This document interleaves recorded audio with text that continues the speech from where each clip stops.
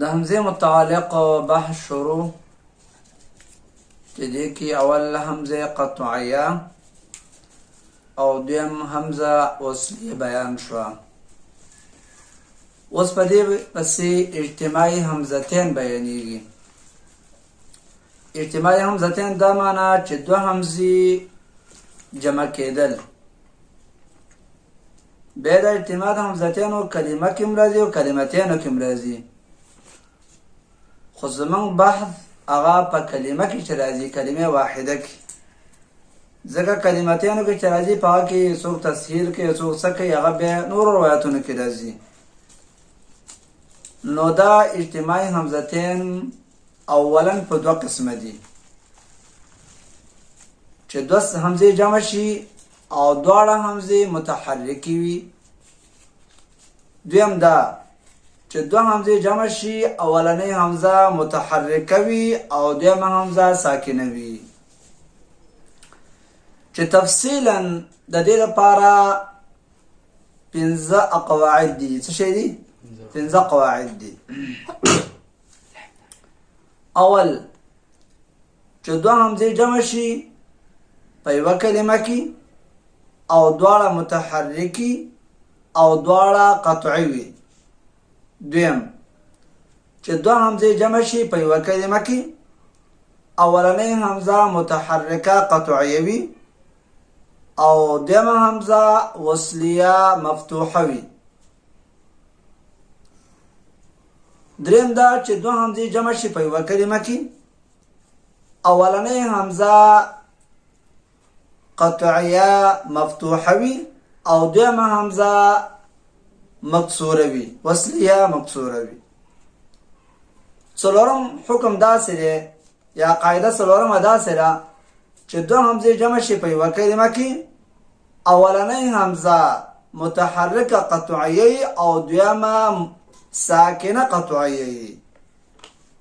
او پنځم صورت داسې جوړیږي چې دوه همزې جمع شي په یوه کلمه کې، اولنۍ همزه وصلیه او دویمه همزه ساکنه قطعیه. ځان پوهه کوي دا خبره. اوس راځم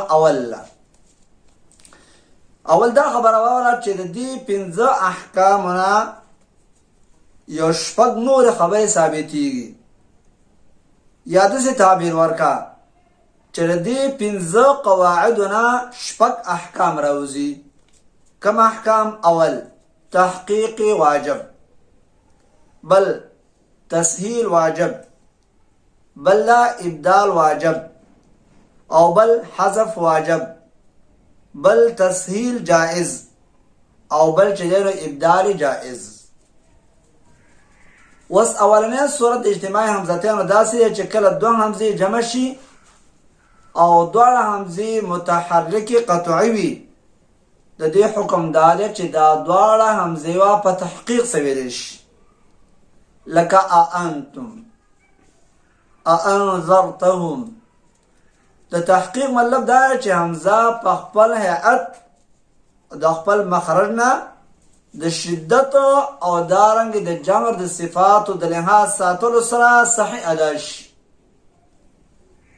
او لیکن د دې قاعدې نه یو لفظ داسې دی چې هغه مستثنا دی، چې دوه همزې راغلي دي متحرکې دي قطعي دي، خو په دویمه همزه کې تسهیل شوی دی چې هغه لفظ د اعجمي دی. تسهیل په لغت کې اسانه ته وایي، او په اصطلاح کې هو تلین الحمزه بینهما وبین الحرف الذي حرکت الحمزه منها. دا نرمواله د همزه په مابین د دې همزه کې او په مابین د حرف هغه کې چې د حرکت د همزې نه مخکې وي. لکه همزه ادا کول له همزې محققې د مخرج او د الف د مخرج د من نه. ځکه حفص روایت کې چې کوم تفسیر شوی دی نو دا همزه مفتوحه کې شوی دی او دا تسهیل دلته واجب دی روایت سره. داسې ونه چې اعجمیون، داسې ونه چې اعجمیون، بلکې دویمه همزه نرم ویل اعجمیون. و دویم صورت د اجتماعي همزتیانو داسې دی چې دوه همزې جمع شي په یوه کلمه کې. اولنۍ همزه متحرکه قطعیه وي او دویمه همزه وصلیه مفتوحه وي. لکه الله اصلنا الله ده، الذکرین ده، او انا ده. قرآن کریم کې د دې قاعدې موافق شپږ الفاظ راغلي دي. اصل کې درې خو هر یو دو ځای راغلی دی. نو د قاعدې موافق په کار داسې وه چې دا دویمه همزه وصلیه ده، دا د قاعدې موافق حذف شوی وي، لیکن دا بدل ته حذف کیږي نه، په دې کې وایي ابدال کیږي یا او کې تسهیل کیږي. ابدال پکې اولا ده او تسهیل پکې جایز ده. او دا حذف ځکه نه کیږي چې بیا د جملې خبریه د انشایي سره التباس راځي. نو دغه څو کلمات شو. دریم حکم یا قاعده چې دا هغه د اجتماعي همزتیانو دا ده چې دوه همزې جمع شي په یوه کلمه کې. اولنۍ همزه متحرکه مفتوحه وي او دویمه همزه وصلیه مکسوره وي. د دې حکم دا چې دا همزه وصلیه مکسوره چې کوم ده دا به حذف کیږي. د دې په حذف کول سره دلته د چا سره التباس نه راځي چې داسې کلمات قرآن کریم کې تقریبا ودي. لکه افطره اصل افترا ده، اطلع الغیب اطلع ده، او اتخذناهم ده، او دارنګ استکبر ده. داسې واخله اتخذناهم اتخذناهم ده، اصطفى البنات اصطفى البنات ده. نو دې کې د همزه ثانیه مکسوره چې کوم ده دا حذف شوې ده. دا ځینې اصطلاحات زه وایم که نه چې متحرکه او دارنګې مفتوحه یا مکسوره، په دې خو انشاءالله ځینې ملګري پوهېږي، خو ځینې چې نه پوهېږي نو سبا انشاءالله زه د ځینې اصطلاحاتو وضاحت کوم. اوس دا درس په دې زمانه دغه شان ویم. څلورم حکم د اجتماعي همزتیانو داسې دی چې دوه همزې راشي په یوه کلمه کې. اولنۍ همزه متحرکه قطعیه وي او دویمه همزه ساکنه وي. هغه هم قطعیه خو دویمه همزه ساکنه قطعیه. د دې حکم دا دی چې دا دویمه همزه وه د اولنۍ همزې د حرکت موافقه په حرف مده سبلولی شي. لکه آمن اصل نه آمن دی، نو دا همزه ثانیه دا بدل شوی ده په الف مده سره، ځکه چې ما قبل الذین سره فتحه ده او دې ته ابدال واجب وایي. په دې کې بله کومه طریقه جایز نه ده. ورپسې پنځم صورت داسې دی چې دوه همزې جمع شي په دوه کلمو کې، په یوه کلمه کې. دوه همزې جمع شي په یوه کلمه کې. اولنۍ همزه وصلیه وي او دویمه همزه ساکنه قطعیه وي. د دې لپاره حالات دوه دي.